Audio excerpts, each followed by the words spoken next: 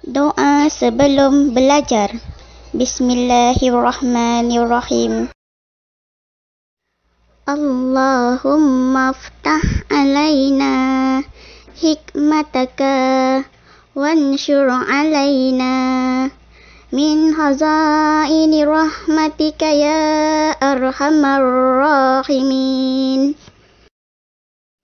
Ya Allah, bukakanlah ke atas kami hikmat-hikmat-Mu dan limpahilah ke atas kami khazanah rahmat-Mu, wahai yang maha pemurah lagi maha penyayang.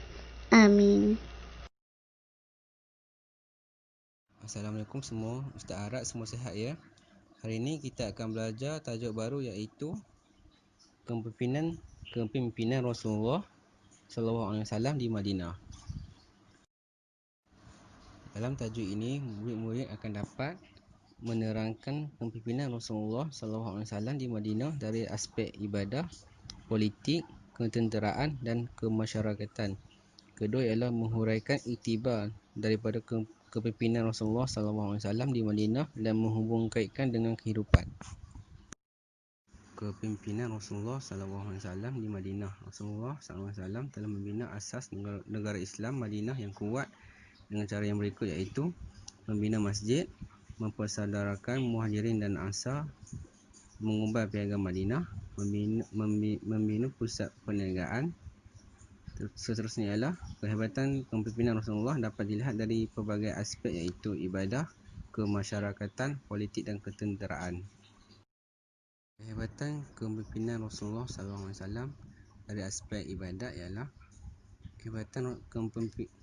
kehebatan kepimpinan Rasulullah dapat dilihat apabila baginda menjadi imam bagi setiap solat fardu.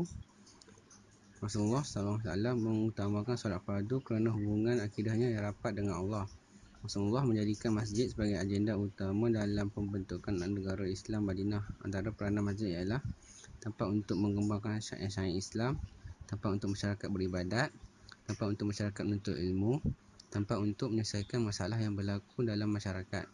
Rasulullah SAW sentiasa istiqamah menunaikan solat sunat dan qiyamulai di rumah sebagai tanda bersyukur kepada Allah. Kesempurnaan akidah dan ibadat Rasulullah ialah kerana kesempurnaan akhlak baginda yang mengamalkan perintah Allah. Dari aspek kemasyarakatan ialah kehebatan kepimpinan Rasulullah SAW dalam aspek kemasyarakatan dapat dilihat apabila baginda berjaya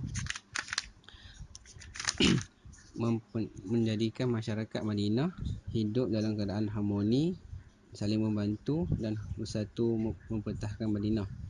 Antara kejayaan daripada usaha Rasulullah SAW ialah mempersaudarakan Muhajirin dan Ansar.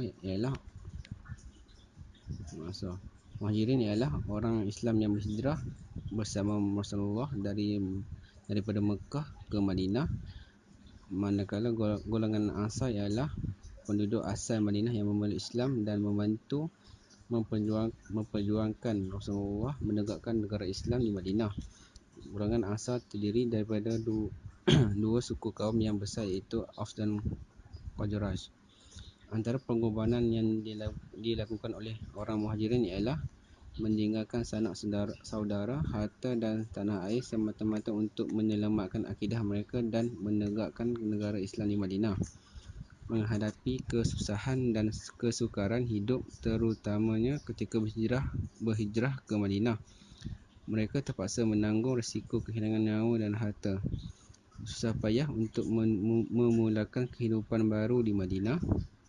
Antara pengorbanan yang dilakukan oleh orang Ansar ialah menghulur segala bantuan terhadap Muhajirin, termasuk bantuan harta, tenaga dan tempat tinggal.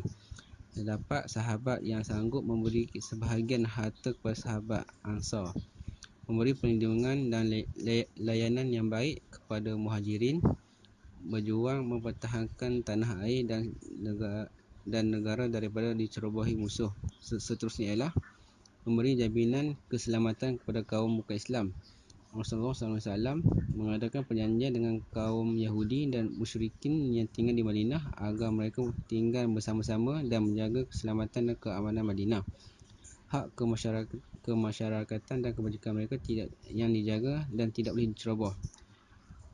Dari aspek politik ialah kehebatan Rasulullah SAW dalam bidang politik dapat dilihat apabila baginda bijak menjaga keamanan dan kestabilan negara Madinah dengan mengadakan beberapa strategi politik, iaitu antara strategi politik Rasulullah SAW ialah melalui hubungan dalam, iaitu mengubal Piagam Madinah.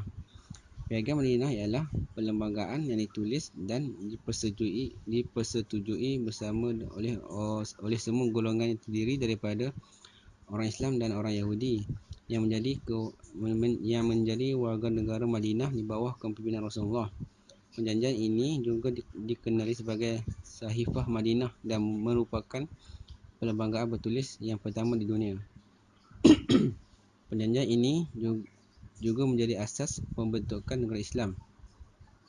Antara isi kandungan Piagam Madinah ialah mengakui golongan Muhajirin dan Ansar sebagai satu umat yang bertanggungjawab terhadap Allah, Rasul dan umat Islam, mengakui kewujudan orang Yahudi dalam kelompok masing-masing dan orang musyrikin di Madinah.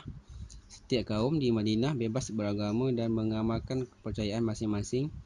Orang Islam dan orang Yahudi sama-sama bertanggungjawab terhadap keselamatan penduduk Madinah dan mempertahankan Madinah daripada serangan musuh luar.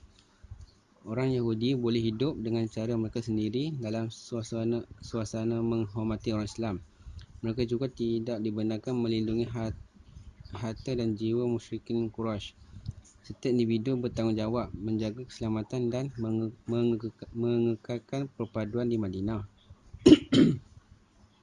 Setiap individu tidak boleh menyakiti dan menzalimi individu atau kaum yang lain.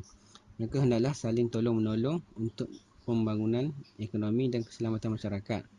Apabila berlaku perselisihan faham atau perbelahan di antara orang Islam dengan orang Yahudi, hendaklah dirujuk kepada Rasulullah sebagai ketua negara.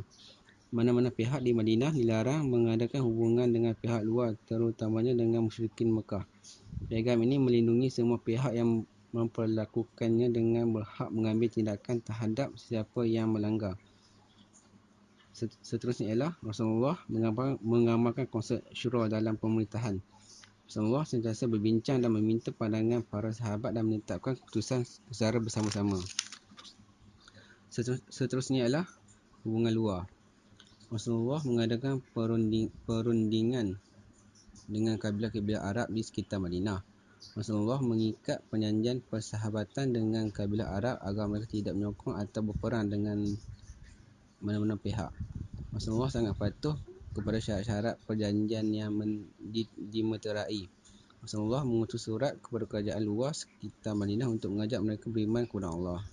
Dari aspek keselamatan pula ialah kehebatan dan kewibawaan Rasulullah dalam aspek ketenteraan ialah dapat menjaga maruah agama dan keselamatan umat Islam. Antara tindakan dan strategi Rasulullah dalam aspek ketenteraan ialah mengutamakan pendamaian berbanding peperangan, menubuh pasukan peronda untuk mendapatkan maklumat musuh. Rasulullah mengetahui hampir kesemua peperangan dengan kemahiran yang tinggi, tidak panik walau dalam situasi yang genting, beretika dalam perang seperti tidak membunuh wanita, orang tua dan kanak-kanak serta tidak merosakkan tanaman. Mempelbagaikan strategi dalam peperangan, melancarkan serangan psikologi untuk melemahkan semangat musuh. Iktibar daripada kepimpinan Rasulullah dari segi aspek ibadat ialah kita hendaklah mengajak ahli keluarga membudayakan ibadat dalam kehidupan. Kita hendaklah mengimarahkan masjid dengan mengadakan pelbagai aktiviti. Dari aspek kemasyarakatan, kita hendaklah menggerakkan aktiviti kemasyarakatan dan kesukarelawanan. Kita hendaklah saling bantu-membantu tanpa mengira bangsa, agama dan keturunan. Dari aspek politik, kita hendaklah berdisiplin serta mematuhi peraturan yang ditetapkan selagi tidak bercanggah dengan hukum syarak. Kita hendaklah tidak bersubahat dan menyokong dalam perkara mungkar.